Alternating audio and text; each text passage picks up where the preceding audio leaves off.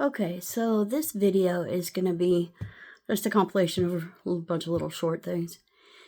So, some of my some of my best driving experiences that, like some are really good, some are annoying. So, I guess I'll start with the annoying ones.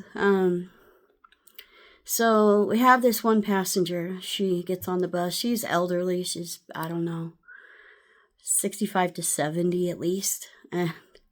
She's so funny. We call her the church lady because she okay, so she always has this necklace that is, this necklace that's made up of like white, it's not pearls, but it's like some kind of white stones and a big white cross in the middle. And then she has this white tape that she tapes a cross on her forehead with. And I have heard the tales that sometimes she runs around with like a halo around her head, and it's made of garlic.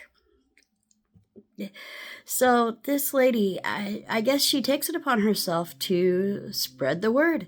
And she goes down to the college, and she finds this area, or she goes to this area, and she starts preaching and telling, just trying to get everybody saved with Jesus. And, and I'm not making fun of that. Believe me, I'm not making fun of that. Like, she feels a calling and she's devoted every day she does it. But she has this dolly that she carts around. And this dolly has like, paper boxes, like for printer paper, these big boxes. And it's stacked at the top full of these boxes full of church peripherals. Just information about Jesus. And every time she gets on the bus, no matter if we lower the bus to the curb, and if she wouldn't have to use, all she has to do is just pull that thing on, she insists on the ramp, getting on the bus, getting off the bus, both ways. And she happens to, most of the time, get on the one bus line that is the hardest to keep up. It is super, super hard to keep up. Most of the time, you just accept that you can't. And when you pull up, and there she is, oh, God bless the woman. Clearly she has blessed the woman. Man, that's a pain in the backside. But we do it. We have to do it. We have to let her have the ramp because she asks for it. And a thing about her is that she always is smiling. And it's this weird smile. And if you know what that movie Smile is like, where they have that weird, scary smile, that's what she has on a consistent basis, always with that smile, and it weirds me out. But she's a nice enough lady, so I'm not trying to make fun of her or anything, but there's just something about her that really grates on my nerves. Just it's all that, and then in the areas that she goes, if you look at the sidewalk, every once in a while you'll see a white cross in tape on the sidewalk. She puts these white crosses on the sidewalk in front of the bus stops, at crosswalks. The white crosses are just everywhere. And she's devoted. I give her that. She's devoted. But yeah. And so the next one is this woman that I got almost every day this last winter. I haven't seen her in the spring yet, but she's young. She's 25, 30 years old. Perfectly capable of carrying her stuff on and off the bus. But she always has this suitcase and a sleeping bag, and I'm going to assume that she's homeless. And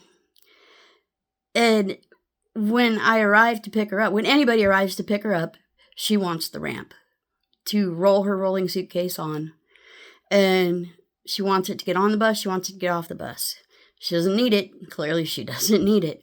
And there have been a couple times where my ramp just wasn't working. And I'm like, I'm sorry. The ramp's not working. There's nothing I can do. And so she kind of huffs a little bit.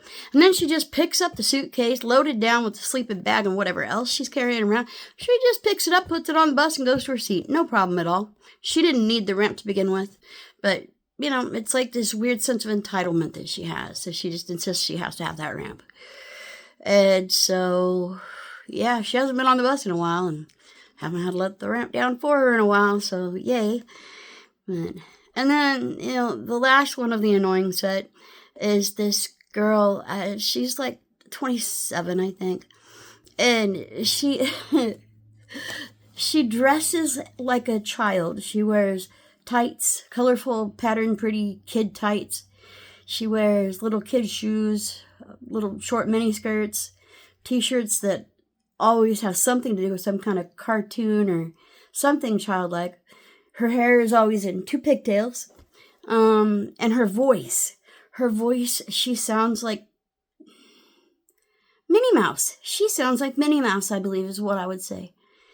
And I think she's maybe got some intellectual disadvantages. I'm not sure, but I think maybe she's on the spectrum. Maybe, I'm guessing.